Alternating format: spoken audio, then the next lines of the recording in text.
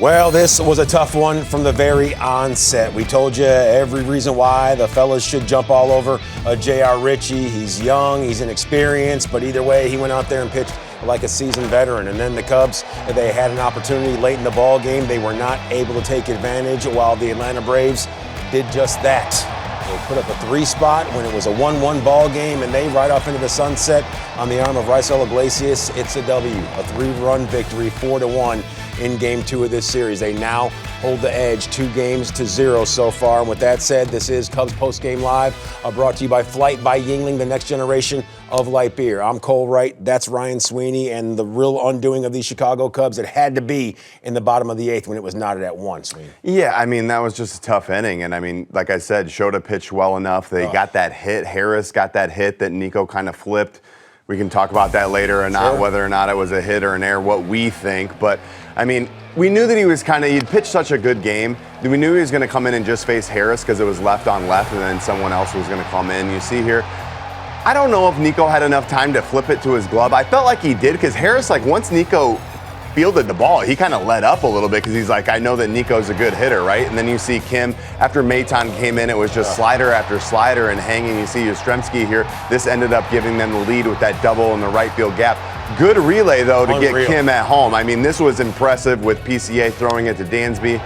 But then you see Dubon hitting the homer, the 2-run homer, to basically seal the deal for the Braves. And how tough is that to see Mauricio Dubon go bridge? Because we heard JD during the broadcast, Dubon, not really a slugger, but he sure slugged that one out of the ball. No, he's one of those guys. He's almost like a Matt Shaw. He's like that utility guy. He plays infield, he plays outfield. Like you said, it's only his 3rd home run of the year. They threw him in that leadoff spot today because you had the lefty on the mound, so Baldwin moved down into that 2-hole with being in the DH. But yeah, it's just very unfortunate. I mean, look, some guys that don't have power run into one sometimes. Absolutely. We saw Nico with that play, and not questioning Nico and his defensive acumen, but like you said, you thought he may have had an extra split second to get it out of his glove, perhaps a backhand toss right there. It looked as if the glove kind of scooped upwards. I was just going to say, it's almost like the ball stayed in the palm of his glove, and when he scooped it, usually you want it to go straight, right? And obviously it kind of just went up, and it almost like you're playing lacrosse or something, and it kind of lollipopped over his head. And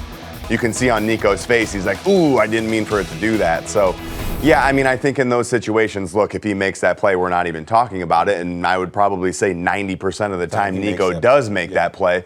But just in that situation, it's unfortunate. And then, you know, like I said, Shota gets that earned run. He ends up giving up 2 earned runs on the night to go along with the 1 homer that he gave up to Baldwin. But overall, Shota just very impressive. Yeah, he was dirty. We'll continue to talk about him as the show unfolds. Nico, however, he was the one dude who was able to drive a run in. That knock in the top of the 5th ended a 0 for 25 drought with runners in scoring position. And that's the one thing that the Cubs have been seriously lacking over these last 4 ball games. Their inability to hit with ducks on the pond. You have to be able to get them on, you have to get them over, but you also have to get them in. You really do, and they're getting those opportunities. In the last 4 games, they're 1 for 27, being that Nico say that hit again? 1 for 27. Oh boy.